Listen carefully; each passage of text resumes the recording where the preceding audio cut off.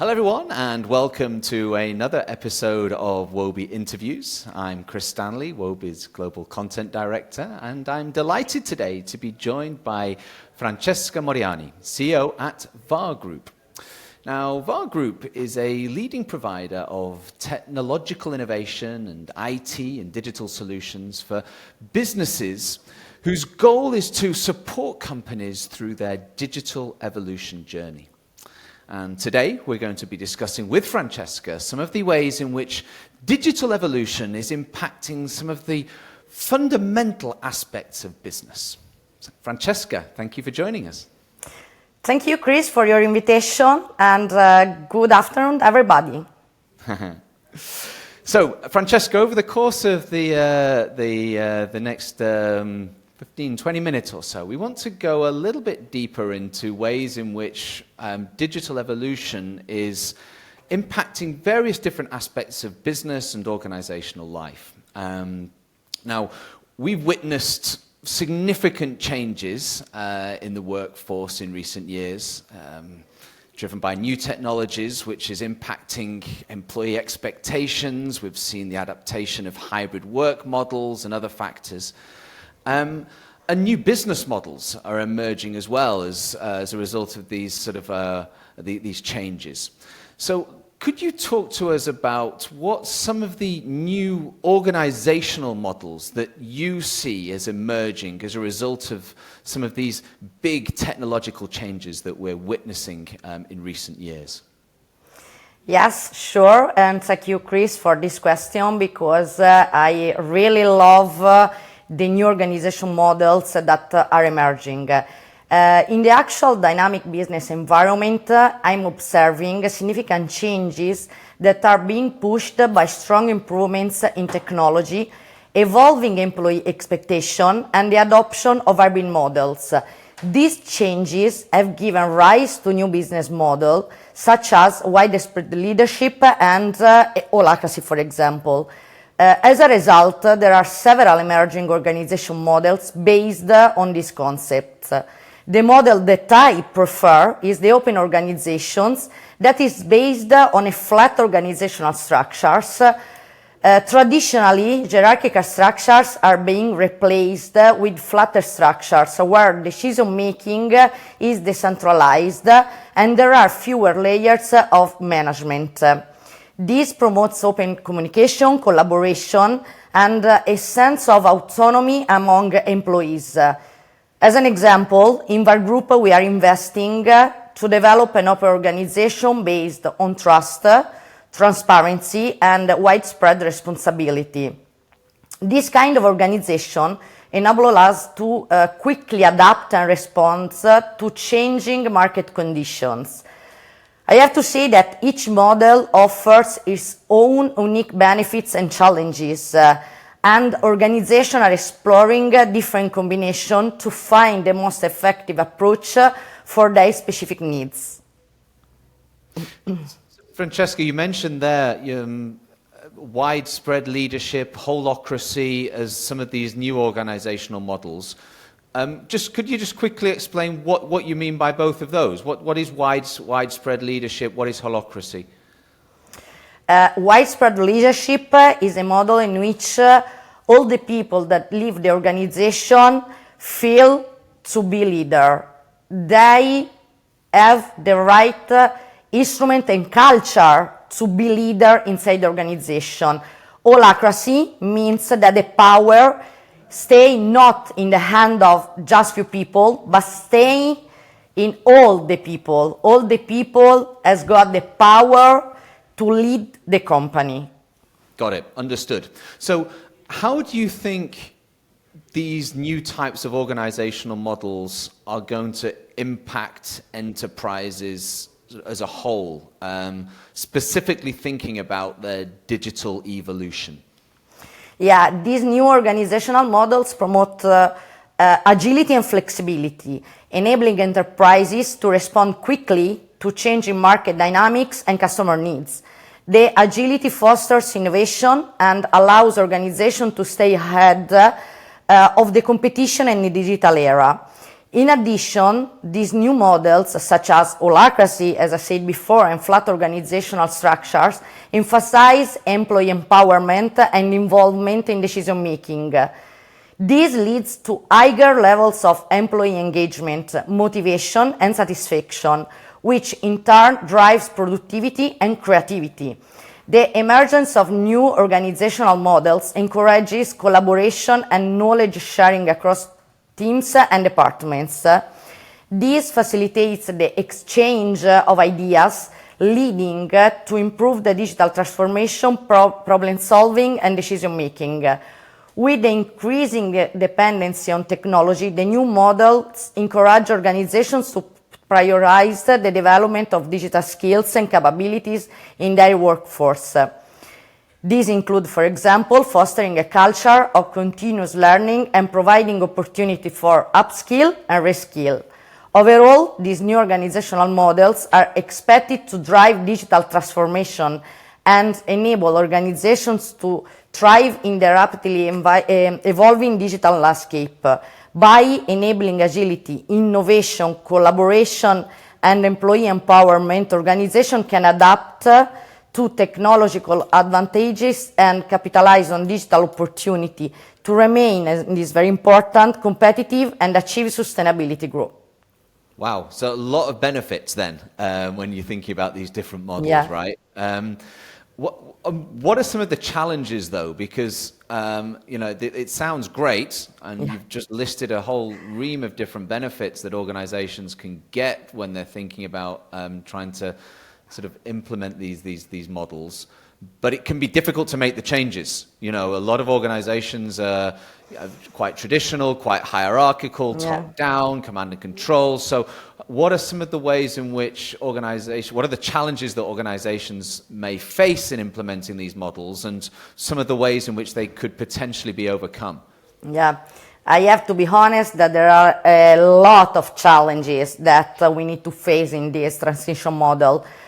One of the biggest challenges, and I can say this from my first-hand experience, is resistance to change from employees and other stakeholders. To overcome this, organizations should focus on effective change management strategies, including clear communication, engaging employees, and providing training and support to help them adapt to the new models. The training and the education is very, very important. Implementing new organization models may require a cultural shift within organization. Organization can address this challenging by redefining roles and responsibilities, communicating the importance of the changes and the result to be achieved, and streamlining decision-making processes to ensure a smooth transition. Adopting new organization models may require people to acquire new skills and capabilities. So organizations should invest in training and development programs to fill any skills gap and enable employees to navigate the new models efficiently.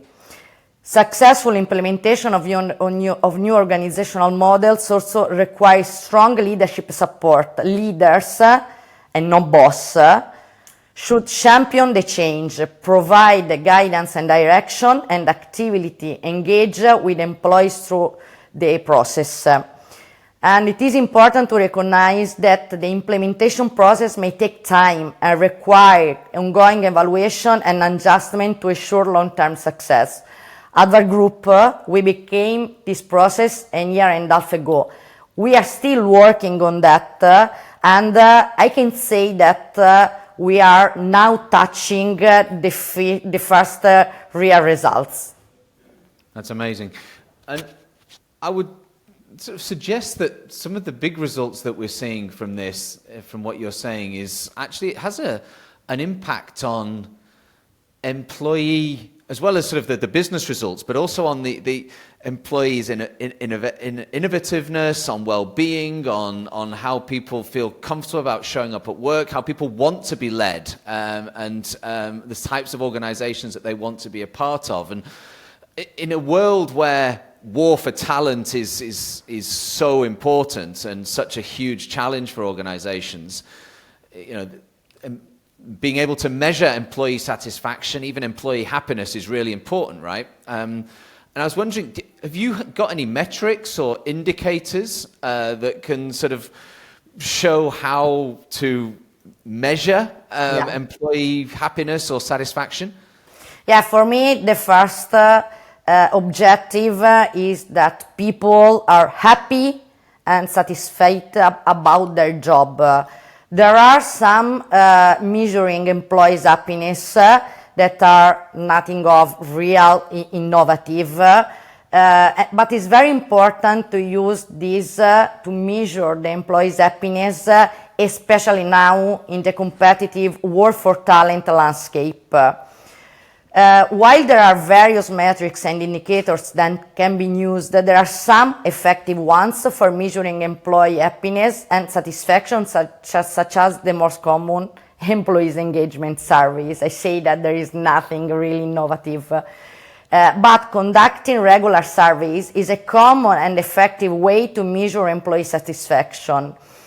These surveys usually include questions about job satisfaction, work-life balance, career development opportunities, and overall the employee experience. The result can provide insight into the level of engagement and satisfaction within the organization.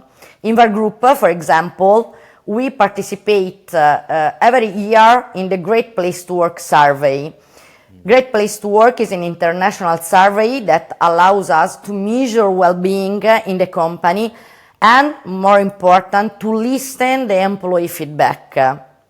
Another way to measure employee happiness is the turnover rate, as high turnover rates can be an indicator of low employee satisfaction.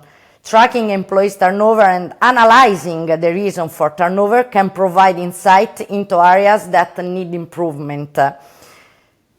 In addition, and we do this as well in our group, conducting exit interviews with departing employees can provide valuable feedback on their experience and satisfaction within the organization. So a more complete understanding can be achieved by using a combination of quantitative and qualitative metrics, regularly collecting and analyzing data, acting on feedback, that is very important, the culture of feedback, and continuously improving the workplace based on insight are key to creating a culture of happiness. Super, excellent. And what are some of the strategies or practices that organizations can practically put into place to help support employee welfare and training and development maybe? Yeah. Organization can implement several practices and strategy to support employee welfare, training and development, for example, by implementing wellness programs that focus on physical, mental, and emotional well-being. This program can include activities like health screening, fitness classes, mindful workshop, and employee assistance programs. Promoting a work-life balance and providing resources for managing stress can contribute to employee welfare. Moreover, by offering training and development programs, we can enhance employee skills and knowledge. Providing opportunities for professional growth not only improves employee competence, but also demonstrates the organization's investment in their development. In an open organization that is based on trust and transparency, it's very important to offer a flexible work arrangement as well, such as remote work options and flexible schedules. Implementing this practice and strategy demonstrated an organization commitment to employee welfare. And it can also contribute to a positive work culture, higher employee satisfaction, and increased productivity. So if that's the case, what are some of the ways in which leaders can help give better feedback to their employees, to give a sense that they're being listened to, that there are kind of effective mechanisms in place to increase and improve the feedback that leaders can give to employees, but also employees to leaders. Yeah, a leader can ensure that every team member is actively listening to and that effective feedback mechanisms are in place. In organizations, we need to foster a culture where team members feel safe to express their opinion, ideas and concerns without fear of judgment. We need to encourage open dialogue and create an environment where everyone's perspective is valued and respected, and also encourage participation by asking for diverse viewpoints and ideas. I say every time that diversity is richness. It's not something that should be feeling like fear. Learn to understand both spoken and postural language. These help leaders create an environment where every team members feel heard, valued, and included. This leads to better feedback, innovation, collaboration, and new decision making. Excellent. Thanks, Francesca. Okay, just to maybe close out the conversation, I want to shift topics to focus on a theme which I'm sure you've got a lot to talk about, a lot to say about. It's one that's on the lips of all business leaders at the moment, which is artificial intelligence. And as I say, it's a big trend in business today. What are some of the ways in which you see AI impacting organizations at the moment? Whether it could be in from a huge variety of ways, right? Whether it's cybersecurity or digital experiences, cloud computing, there's a whole range of different ways in which it is affecting business. What are the biggest ways that you've identified that AI is impacting organizations? Yeah, there is not a good interview without a little bit of AI. No, I'm joking. AI is influencing everything, our daily life and also the business organization. It's transforming actually the business landscape and the business processes of enterprises, because we have to think that AI in the businesses push on the processes. I have some example. AI powered, for example, cybersecurity systems, because can analyze a vast amount of data in real time to identify patterns and prevent cyber threats. Machine learning algorithms are designed to continually learn from new threats and adapt their defense mechanism accordingly. We recently, as our group, announced Egida. Egida is an AI-powered platform designed to streamline cybersecurity operations. Egida employs data analysis and user behavior monitoring to enhance the precision and responsiveness to hacker attacks. This enhances the quality of work life for our ethical hackers and optimizes the efficiency of our security operations center operations. And this is an excellent illustration of how data and AI technology will facilitate the enhancement of our business operations to support our customers' digital transformation initiative. And it is also a very good example of how diversity and different point of view can create something unique, because we were able to put together and to make understand different kind of team and competencies, such as data scientists and ethical hacker. At the beginning, they couldn't understand each other, but then in the end, they realized something really unique in the landscape. There are also some practice in terms of sustainability. AI has the potential to optimize energy consumption in buildings, factories, and transportation systems by analyzing data and adjusting operations in real time. The result is reduced energy waste and lower carbon emission. AI-powered predictive analytics enables the optimization of maintenance schedule, the detection of equipment failures in advance, and the reduction in downtime. So the result is more efficient resource utilization and the reduction in waste. Additionally, AI can optimize also the supply chain operations by analyzing data and predicted demand, enabling organizations to minimize waste, reduce transportation emission, and make a sustainable sourcing decision. We can say also in the digital experience sector, AI can analyze user data and customer behaviors to provide personalized recommendation, content, and experiences. This result in enhancing the customer engagement, satisfaction, and loyalty. For more conversational AI-powered chatbot, the chatbot and virtual assistants can provide immediate assistance, resolve customer inquiries, and enhance the overall customer experience. Today, AI enables machine to understand and respond to human language, enhancing interaction and making digital experiences more intuitive and user-friendly. There are also some other examples, such as, for example, in cloud computing, AI algorithms can optimize the allocation of cloud resources, scaling up or down dynamically in response to demand. This result is improved efficiency, reduced cost, and enhanced performance.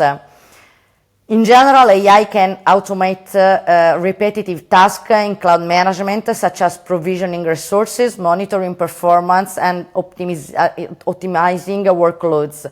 This increases operational efficiency and frees up human resources for higher value tasks. I think that this last sentence is the most important. AI can free human resources for high value tasks.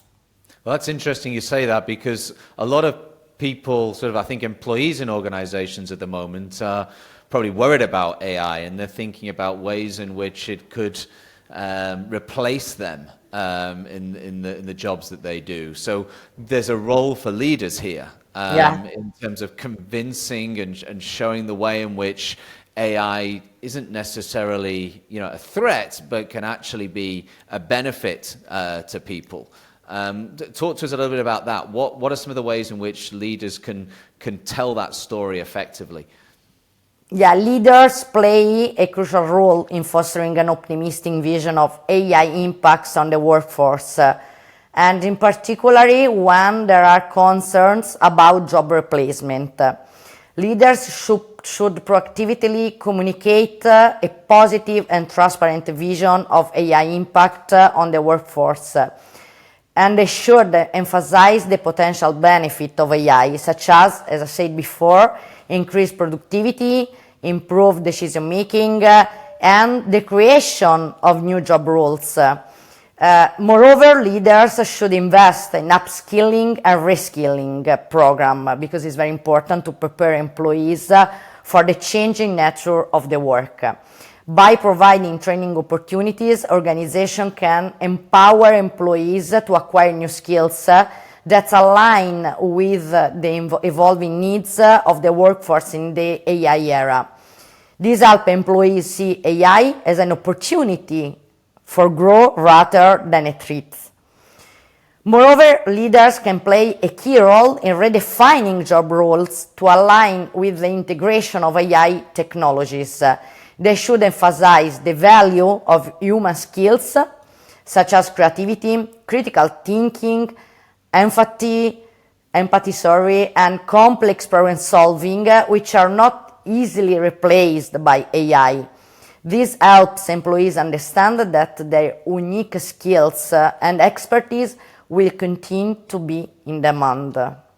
Super. Well, let's maybe close on that, on picking up on that final point, Francesca, and looking ahead, talk about what skills and competencies you think that employees, even organizations, are going to need to develop further in order to thrive in an AI-driven workplace.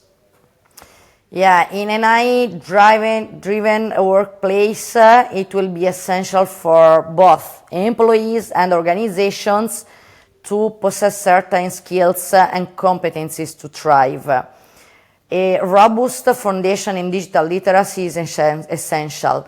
This includes proficiency in the use of digital tools, an understanding of data analysis and interpretation, and comfort with technology-driven processes.